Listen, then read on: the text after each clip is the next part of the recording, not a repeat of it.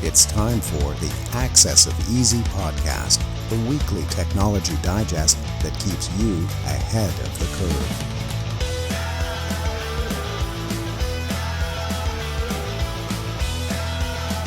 Brought to you by EasyDNS.com.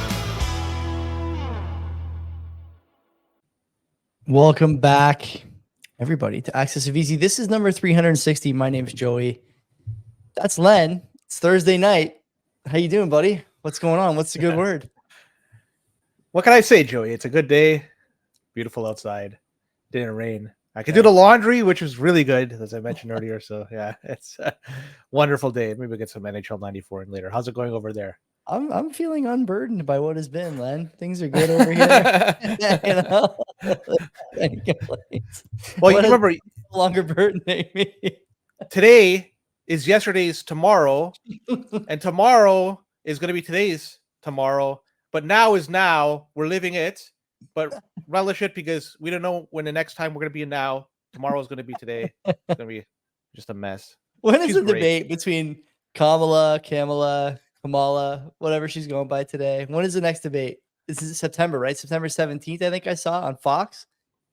Well, there's no guarantee because she's not yet the nominee, right? They still have to go through that process. Oh, yeah, I guess. She can still get rugged. Yeah. And somebody else is going to come in. Obama doesn't like her, right? He's not he has not publicly endorsed her yet.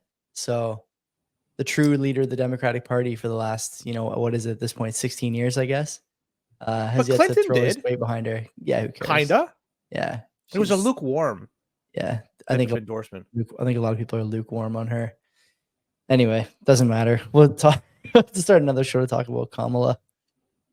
That's gonna be a short-lived show because I don't think her political career is going to be very long. But you know what? Let's, with all due respect, we can make fun all you want. You can say what you want. She became the vice president. I don't care how she became the vice president. I'm sure. But that's a title that's going to be associated with her for the rest of her life. Just like it'll Joe be on her Biden. tombstone. That's a first paragraph obituary type title, right? Do you get also buried in? I forget the name of that cemetery. Arlington or whatever. Yes. Is Maybe. it only for presidents or is it vice president? I don't know. Good question. That's why, you can say what you want about Joe as well. Joe Biden, he's one of just a few dozen that has ever achieved that, and he can take that. That's a legacy. Unfortunately, in this case, it's not the greatest of legacies, but something a lot of people, most people have never been able to even consider. You and me people wanted to, but we're not going to make it to that tower, right? I don't think so. Well, we can't. I don't think we can. Just eligible. You have to be born in the United States, right? Is that the not way with that attitude? That's for sure. Oh, clearly, yeah, I'm a fucking born loser, so I'm gonna settle for second best, which is just voting. Okay, I'll vote harder though. Let me tell you. Last week's. With that, last week's quote, socialism of any type and shade leads to a total destruction of the human spirit and to a leveling of mankind into death. That was from Alexander Solzhenitsyn. Can you say it? I can't say it. Solzhenitsyn. That's the way I will pronounce it. Mike got it. So I don't know if Mike spelled it correctly, but God bless you, Mike. Way to go. This week's quote: don't worry about people stealing your ideas. If your ideas are any good, you'll have to ram them down people's throats. That's actually that really speaks to me, that one. If you know who that was by, then put it in the comments. You guys know the drill. No Googling, no searching. Don't pervert the process. And more than anything, I hope that it's not a difficult name to pronounce. I want just a Mike Smith or something like that. Yeah. Right. Let's come on. Let's bring it down a couple. We could do better. There's a lot of people with single names, right? Like if that was from Cher or something, that would be it could easier. be Madonna. Madonna. Yeah. Lone 21st century philosopher Madonna. If put it in there. Renewals on Mark and the team if you get it right, and you're first to get it right, as usual. So, Len, busy week in data breaching and overreaching from what I see here. And obviously had the CrowdStrike thing last week. We've got a number of stories here, some repeat offenders. This is becoming quickly sort of the Google and Microsoft hour, but we have some other contributors tonight as well. Yeah. Where do you want to start? OpenSSH. Well, let's talk about this truly messed up story. I had to do a double take on this one. I very, very strange because it's the cybersecurity firm known as KnowBe4. I'm not going to even rank that name because it's not associated. You do want to know before. I just don't think it's a very good name for. And the way they put the 4 in instead of yeah. the number 4, not FORE. I look at that, it's like, oh man, that's like a 90s type thing. Anyways, they needed to fill a position, right? And they did what every other company would want to do. They posted the job, they received resumes, they went through them to find the right candidate. They did interviews, did background checks, verified those background checks. Should know the blog KnowBe4 is where the story is. It's not reporting on another firm. KnowBe4 is the affected firm in this story. Yes. Yes. And it messed up on so many levels, by the way, too. So anyways, this position they ultimately filled, which good for them. But, you know, they decided, okay, this person's going to be off site. They sent the person a computer, and it was a Mac workstation, no less.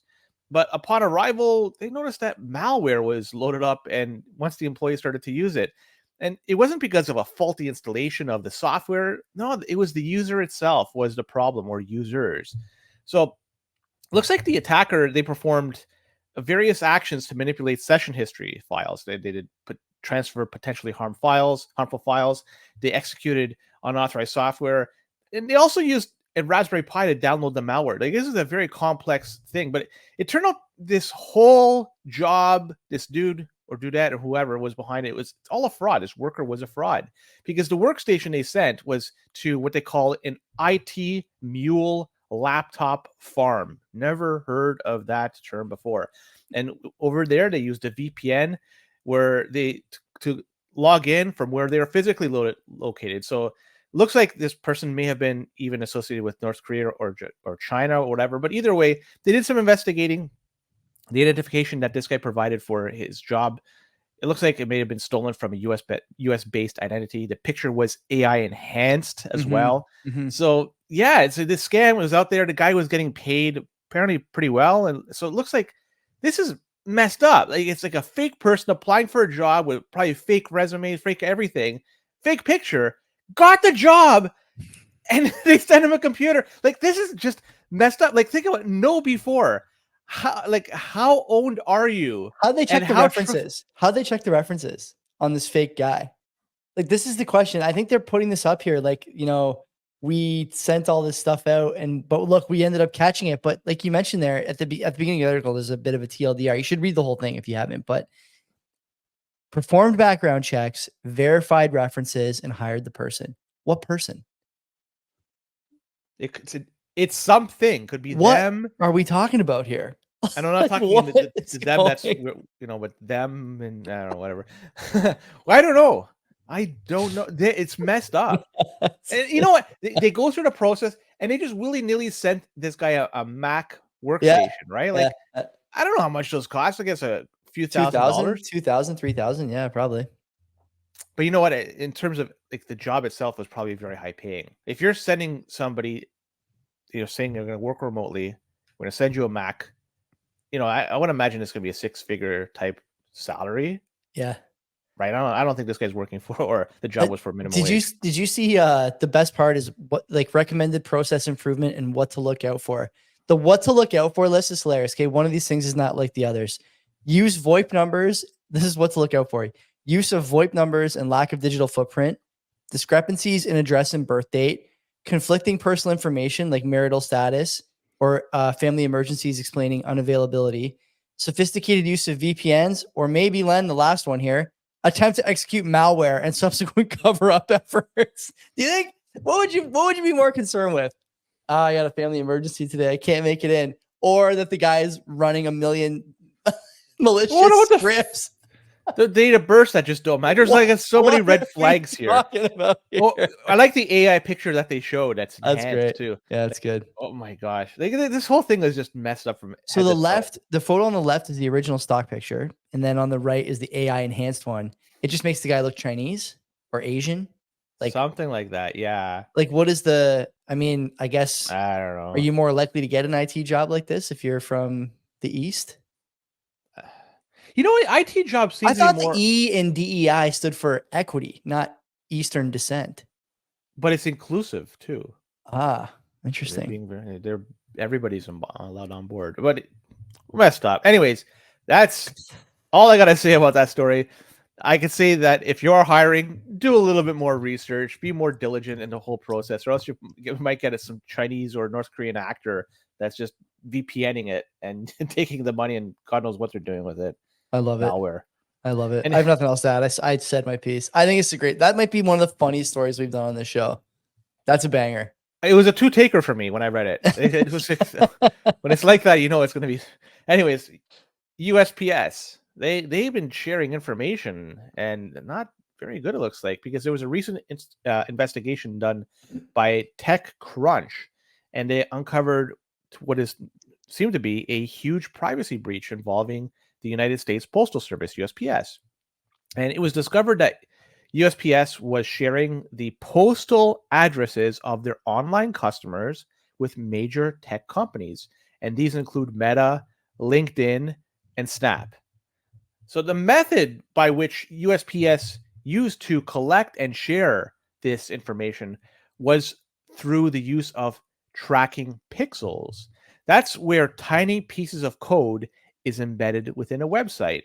And these pixels can collect various data points, including a user's behavior, and in this case, the postal addresses. So the USPS website contains these tracking pixels on their website, and these capture the address of the people that logged in, and well, they take this information and they passed it on, man. Like they're selling it, like. Mm-hmm. This is pretty damning stuff. When you know somebody's name, you know somebody's address, that's potential harm that can be inflicted on somebody if that information lands in the wrong hands. USPS is owned by the US federal government. Am I correct on that? Or am I wrong? No, I think it is. Yeah. So why would they do this? Are they just that hard up for money? The United States government should look into this and get to the bottom of this. What is it? But even then, the U.S. government is probably collecting data on everybody as well. So this is just par for the course. So this is an independent agency of the executive branch of the U.S. government. I would imagine this is similar to Canada Post, honestly, like an independent, quote unquote, arm's length organization. There's no safe way to browse on these websites. USPS is not really a website where you'd be browsing, but the thing to take away from this is that, there's all these laws about like tracking cookies and stuff like that, and iPhones and other devices try and make things private. But almost no matter what you do now, unless you have a phone that's like graphene like yours, or one of these like really high-end privacy focused phones, you're going to run into this problem over and over again. The question remains, it's really a two-pronged question, right? For the average user. One, what are you doing to prevent your data from being shared? Right? That's the big one. And number two, are you using services that have already proven that they will share your data and then only apologize when they get caught? And so the answer to one of those questions is almost invariably going to go against you, right? Either you're not taking care to protect your data, you're using the same passwords, you're using, open browsers, you're on Chrome, you're on Edge, you're on whatever, using machines that have like, information about you that makes it valuable to advertisers, whatever the case is. Even if you do everything right, Len, you're still up against the monolith here. All these companies are trying to get this data, and the price is so high that the companies who have the data are unwilling to lock it up for you. And don't forget too, like a service like USPS, think about all the information they have about you. They know who you're ordering from. They know, presumably, maybe not exactly, but close to what you're buying, thanks to like harmonized tax codes and whatnot. Like it's very easy to get that information and do really, really targeted advertising with it. And again, they're just not gonna stop sharing it. Your postal address and stuff like that. Like I think that's really the tip of the iceberg. I bet you if there was a bit more of a deep dive on what exactly the USPS is sharing with these big companies, it would be significantly more. And I think the other thing to keep in mind, Len, how many U.S. representatives, Congress or Senate, are railing against big tech companies every single day on Twitter and in the halls of Washington all half of them, all the Democrats basically at this point, or all the Republicans, depending on whether we're in election season or not. They're all railing against big tech, and then you got an arm of the government here, more or less, selling them data. How's that? Robbing from Peter to pay Paul a little bit. Sucks. The consumer loses over and over and over again. And another example here. Another way we're losing out is we're not getting all these domain names that we want to snap up because there's a cyber criminal gang called Revolver Rabbit. Yeah, 5 out of 5. This is 5 out of 5 for me. Yeah, it's good. Man, random number generator just really hit good there. Tickled my brain. I was going to give it a 1. This reminded me a lot of Roger Rabbit for whatever reason. That's why I just what could the reason be? I don't know. Revolver Rabbit. Just like I'm looking at anyway. Oh man. Yeah. Well, Revolver Rabbit, they're responsible for registering hundreds of thousands of domain names for malware campaigns. This is according to a recent report. These goons rely on registered domain generation algorithms. Those are RDGAs. That's an automated method that allows registering multiple domain names in an instant. So unlike DGAs, which are embedded in malware strains and only register some of the generated domains, RDGAs, well, these guys, they could generate thousands and thousands and register them. In this case, more than 700,000 domains over time they've registered.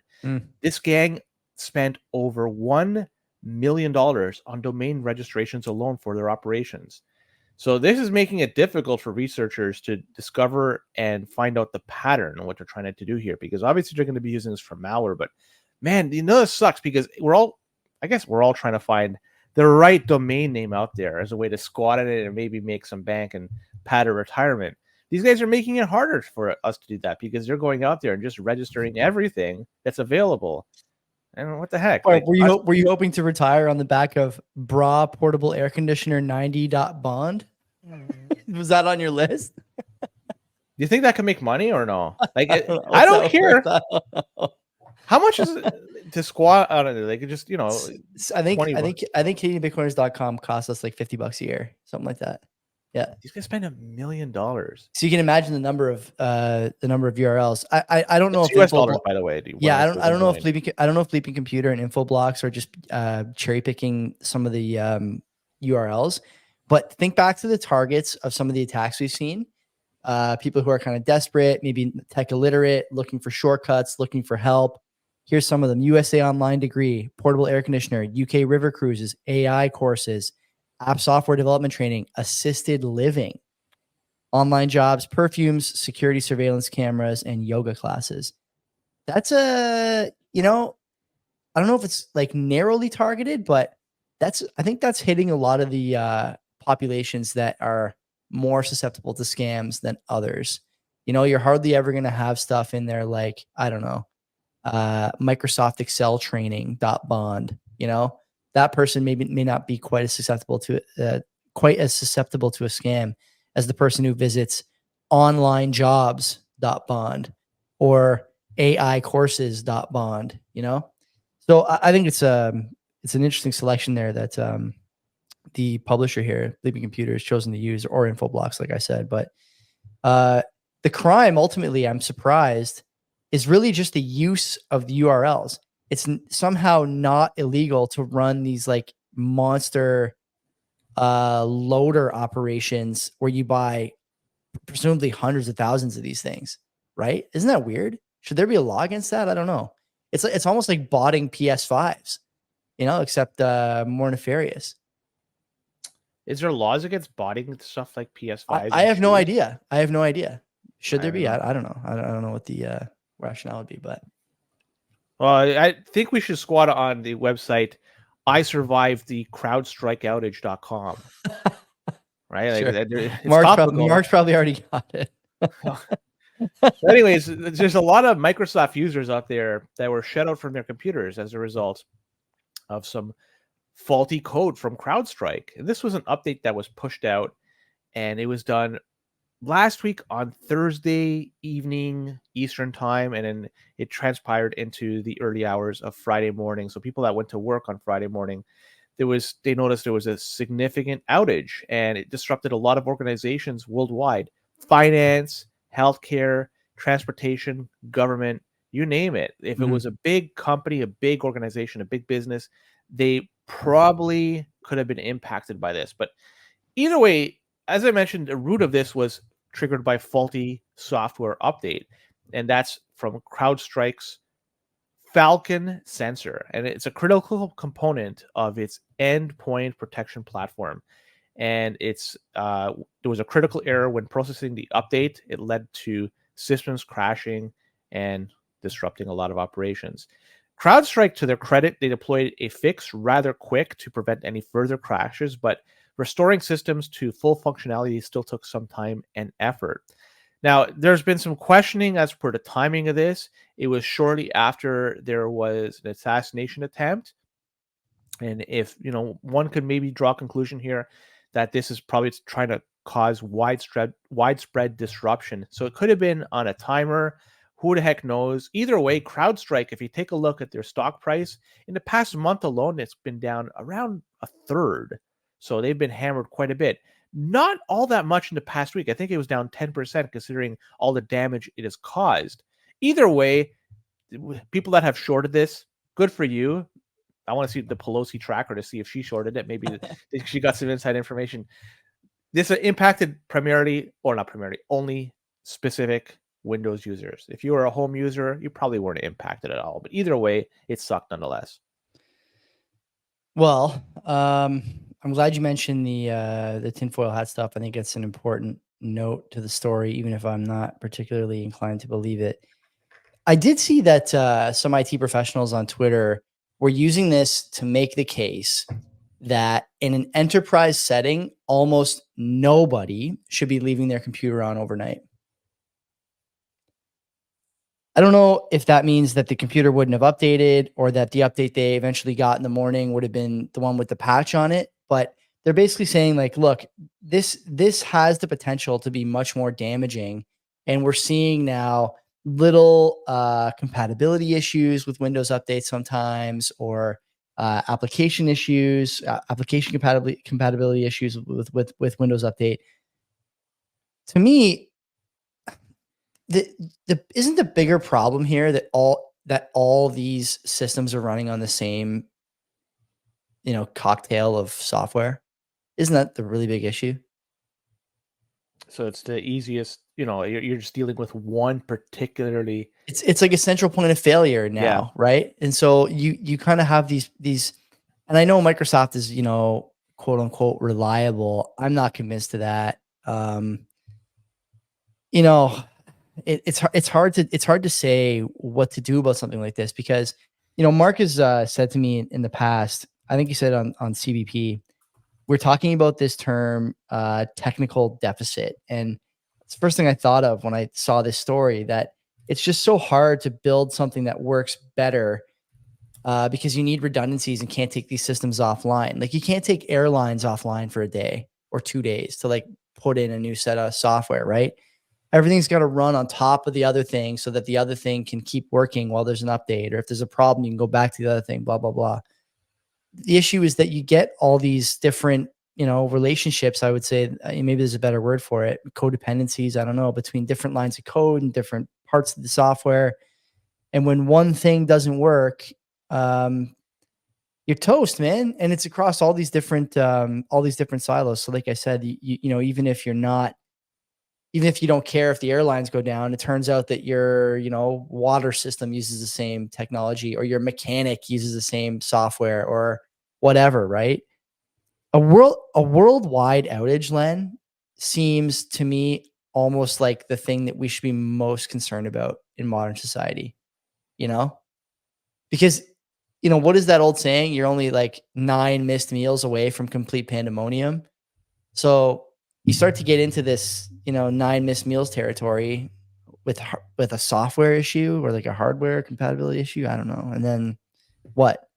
You wish you'd had Linux on a couple of your machines, right? Or you wish you had Mac on a couple of your machines.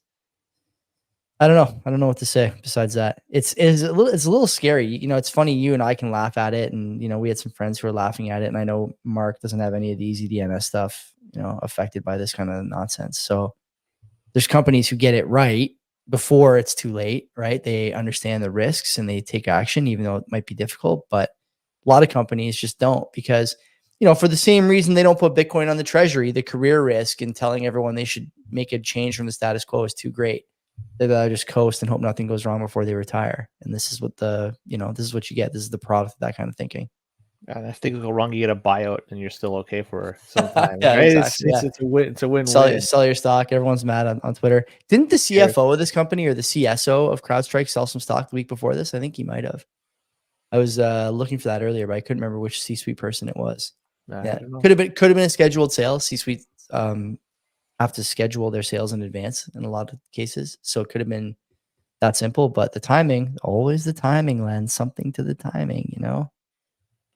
Is it somebody that applied for a job over there and they sent them their MacBook and they sort of updated the software remotely and that's what screwed everything up? Yeah, that was it. I'd like to know if there's a connection here between that. We got to find out. People talking about the assassination attempt, they should be talking about AI job applicants.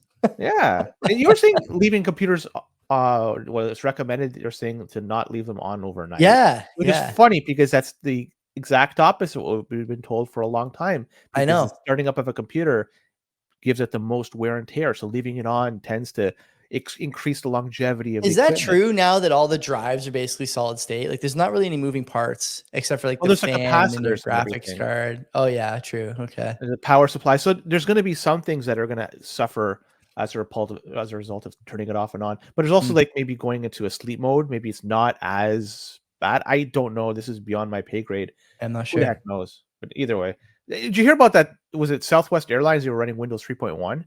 Yeah, so they were unaffected. Yeah. How great is that? I don't know if that's true or not. Apparently that may have been debunked, but the fact that it was being thrown out there that they were running some like 40-something-year-old software, and I think it might even be older than that now, right? That's got to be early 80s. So I guess maybe 40. No, not early 80s. It's like early 90s, maybe late 80s. 3.1 is one where you turn it on and there's like two sort of squares in the middle of the screen, like a menu and a settings. Is it that one? I feel like that was the first Windows I ever saw on a home computer. Or 3.1 with work groups, or 3.11 work groups. That was the one that we seem to use. Windows 3.1 interface. 3.11, I don't know. It seems to be more common to me. But yeah, this is old. Holy smokes, man. Yeah, it had Minesweeper on it. It was a lot of fun. Yeah. I mean, I think these computers still have Minesweeper. Oh, really? Yeah. Oh, yeah. I'm pretty sure. If I go to my thing, yeah, I have Minesweeper here. The graphics are a lot nicer, but they should do a retro version of that. What other versions are? Okay, read the next story. Google, they dropped the ball, looks like, because cookies. We were talking about that. At least we just touched on it earlier. Cookies in Chrome, and the Chrome browser, it's one of the most widely used browsers, if not the most widely used browser. I think they got like 60% of the market share globally. Either ways, cookies have been used for a long time. It's not just a Chrome thing. It's been in the web world for a long time. And it's a tool that's used by online advertising industry. And these are small packets of data that store user information and preferences. And what this does, it allows for advertisers to track user behavior across different websites. And by doing that, it could deliver targeted ads. But it's obvious that this is a concern about the end user's privacy. Is third-party cookies can create a detailed profile of a user's browsing habits. So Google, they decided to take some steps to try to handle this moving forward. Initially, they planned to phase out third-party cookies entirely, but it seems that phasing out this is way more complicated than anticipated. Plus, there's concerns that were raised about the potential impact on the online advertising industry. And, those are the people that bread Google's butter. And Google, they rely heavily on the industry. It relies heavily on these cookies for targeted advertising. But there were technical challenges that, they try to develop alternate solutions that could give a balance between users' privacy and a way to make these advertisers happy. So they abandoned this altogether, the eliminating of the third-party cookies. So now it spawned this new privacy sandbox, and it's a development within its privacy sandbox initiative. This may provide the answer for everybody, and the initiative aims to create a more privacy-focused ecosystem for online advertising. And the sandbox proposes alternative measures for ad targeting that do not rely on individual user tracking. And they say these methods can involve techniques like contextual targeting, and it could also contain the content or look at the contents of the website to determine what ad is displayed. So still there's going to be some information that's going to be shared. Google, I can see they do not want to piss off the advertisers because the majority of the revenue in which they get, which is billions, comes from single source, which is advertisement. If they lose that, the company goes tits up. For such a very large company, all the eggs are in one basket. So they are not going to do anything to piss people off. If they have to have people's privacy compromised even a little bit moving forward as a result of them continually their relationship with advertisers, so be it. That's what got them to this point, and that's what's probably going to carry them moving forward. It sucks, but what I would suggest, and I hope people have already done this, is ditch Chrome. Find a better browser. There are tons out there that are privacy focused. Chrome is not one of them. You don't even need, if you just want to improve from Chrome, any other browser is better for privacy. Literally any other one. Especially on mobile. Safari is more private by default, and you can actually tweak Safari to be significantly more private. This article is speculating this is a direct response to a rather clever Apple ad that draws on that movie, The Birds. I'm pretty sure it's called The Birds or Birds. And, I think Google, there's a general, I think, increase in awareness by the average person, even in the normie ranks, about how much they're being spied on by the devices they use. Everyone is talking about how their phone is listening. They're joking about it, but they know it's true. They're recording keystrokes, recording locations, doing all this stuff. And to me, Google, talk about whether or not this is a good faith move, Len. Isn't it telling enough that the default is that you have to opt in to any extra privacy features in Chrome instead of it being private by default, even though they know that this is the most widely used browser and that almost all these people will never venture into the settings. They'll just use it willy-nilly. They know this. And so they say, I guarantee if I downloaded Chrome right now, the first launch, it wouldn't tell me, oh, by the way, if you want to be more private, here's where you go. Of course it doesn't say that. They just hang you out to dry. They don't worry about whether or not you turn it more private. They don't want you to, because as you mentioned, these guys are making billions of dollars on ads, and the ads need to be sharp for them to sell. And if they're not targeted well, then, well, guess what? No one clicks through. And so, to me, it's clearly not even a good faith move. You got to get off Chrome if you're still on it. I doubt people who listen to this show and read the newsletter are still on it. But man, if you are, or somebody who is, you could show them this article. This is digestible for the layman.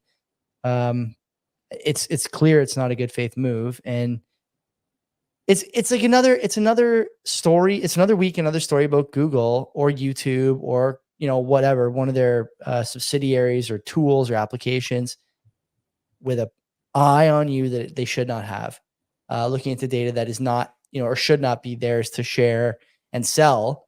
But it never ends with these guys, man. They're in every facet of your life at this point. And if you don't just get off of these services, it's only going to get worse. It's only going to get worse. Did you see, it's not in this newsletter, but talk about the normie not understanding privacy.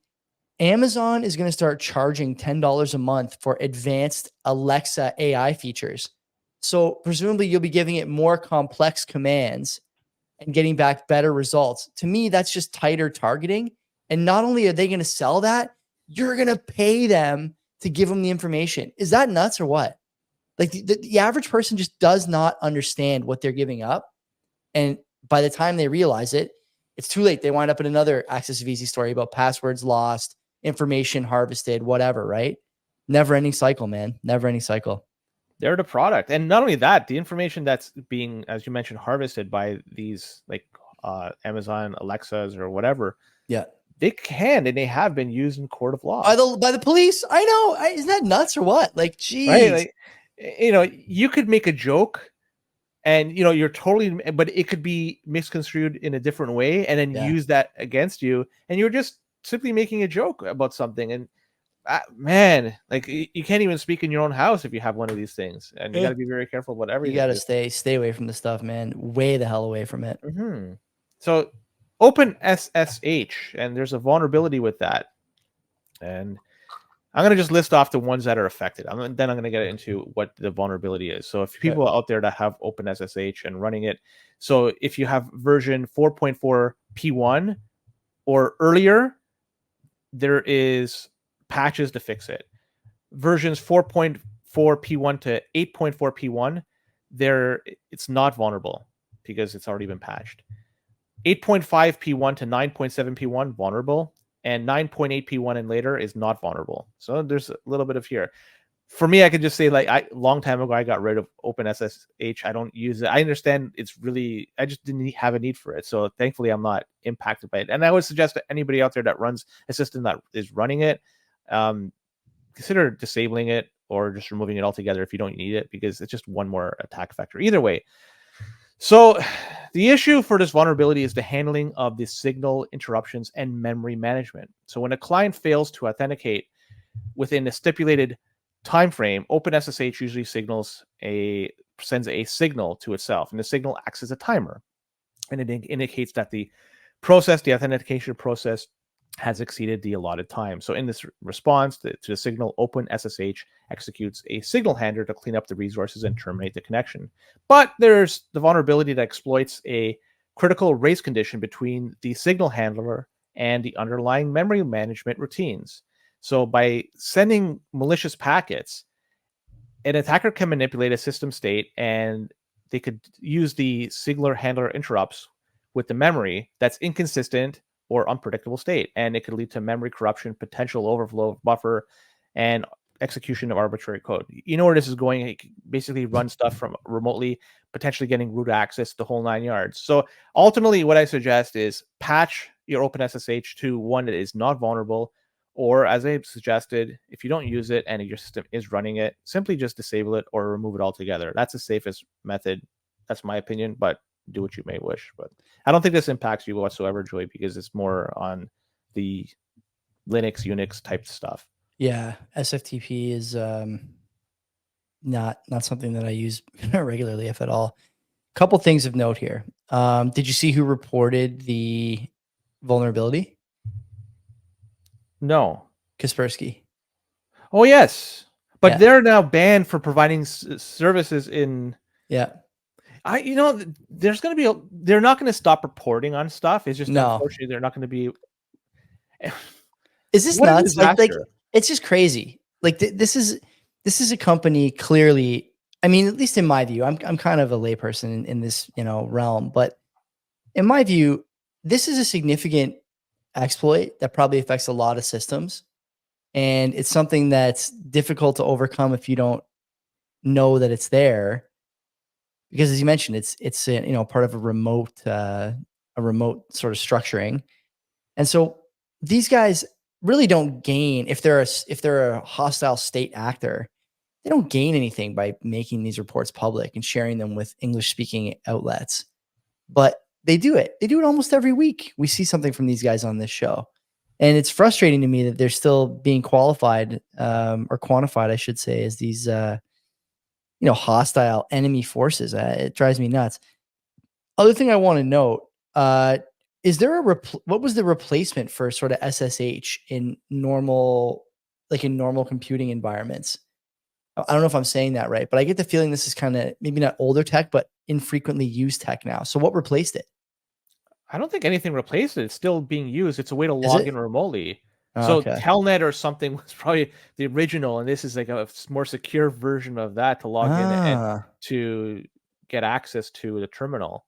So to be honest, this is the way that if I were to log into something, like I had a Raspberry Pi not too long ago, and that was the way I logged in was through SSH. Oh, cool. And it was, because then I had direct access to everything and I could just do whatever I want. But I should boot up that Raspberry Pi again. It's been a long time since I used it. It was a fun project to use, but I'm going into the weeds here. I don't think anything replaced. This is something that is still being used, I would imagine, because just the functionality and what it provides the end user, Yeah. you have access to everything as long as you have access to root. Stay on top of this stuff, boys and girls. That's it for this week. Take care of yourselves. We'll see you next Thursday or Friday, depending on the weather and Len's golf schedule. But Long golfing, 100% next week. I don't long weekend next weekend, right? Yeah, Monday is Yeah. a holiday. Yeah. Nice. Okay. Yeah. All right. We'll see you guys then. Until then, take care of yourselves.